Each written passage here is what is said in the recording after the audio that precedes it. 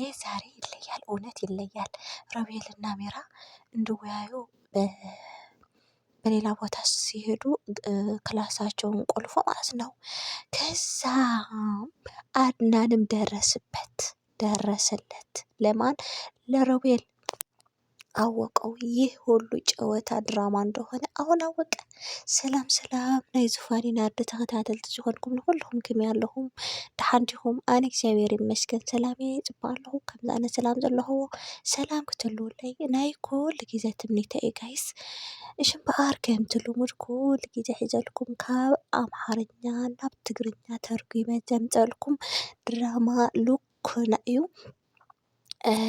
ሎማዓንቲ ሒዘልኩም መፅእ ኣለኹ። ቅድሚያ ላይክ ሸር ሳብስክራይብ ናገበሩ ቤተሰብ ኩኑ ጋይስ። በሉ ናብቲ ቪድዮ ከብለኩም እየ ምስ ኣይፀንሑ። ናይ ሎማዓንቲ ብጣዕሚ እዩ ድፍለ፣ እውነት ብጣዕሚ እዩ ድፍለ። ሮቤል አንታ እንታይ ድበሃል እዚ ኮፍ ድብሎ ኩርሲ ክብሎ እየ ወይ ኩርሲ ገዲፉ ንሚራ ኣብ ደገ ክንዕልል ኣለና፣ ኣብ ገዛ ተጠርጢርና ኢና። ጉድና ሎሚ ተፈሊጡ፣ ጉድና ፈሊሑ፣ እንታይ ኢና ንገብሮ ናብ ኢና ንኸዶ ኢሉ ንሚራ ሒዙ ናብ ደገ ወፂኡ ኣብ ዝኾነ ኣንጎሎ ጠጠው ኣቢሉ እንታይ ክንገብር ኣለና ሕጂ ንሕና ተፈሊጥና ኢና፣ ኣድናን ፈሊጥና እዩ፣ እንታይ ክንገብር ሕጂ ኣብ ክላስ ክንሰሓም የብልናን፣ በሓር ክንድቅስ የብልናን፣ ከምደይ ንፋለጥ ኢና ንኸውን ኢልዋ።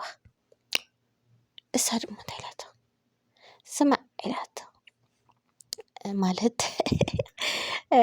ሚራ ስማዕ ኣነ ንዓኻ ከይረኣኹ ክውዕል ኣይደልን፣ ወላ እንተወዓልኩኻ ምስ ዓንካ ምማራ እዩ ዝናፍቐኒ ኢላቶ።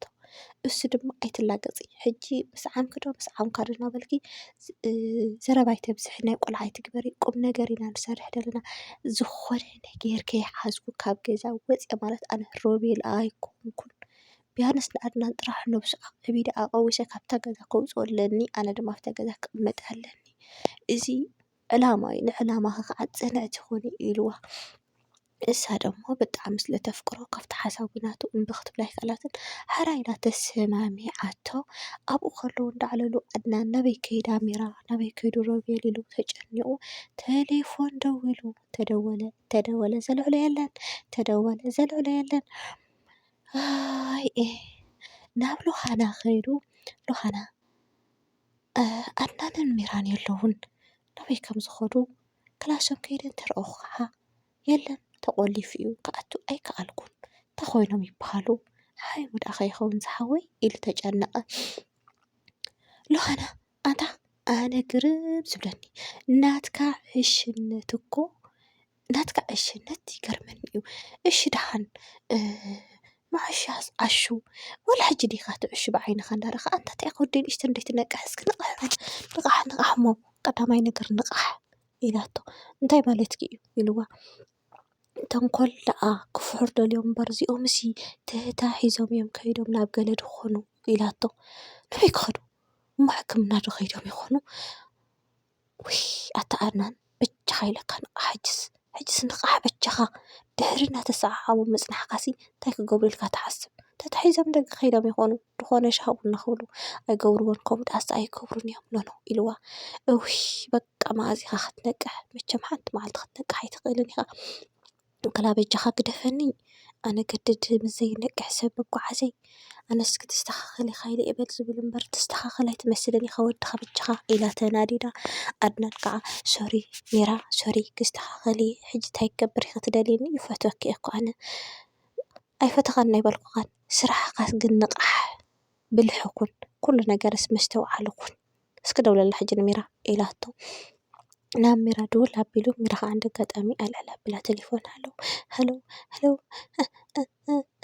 ኣድናን ኢላ ምስ ተዛረበት ኣድናን ከዓ ኣበይ ኣለኺ ምስ በላ ኣብ ሕክምና ኣለኹ ቸክ ክገብር ደለየ ዝኾነ ከብዲ ይሕምኒ ገለ ምስ በለቶ ኦኬ ኢሉ ዕፅው ኣቢልዋ።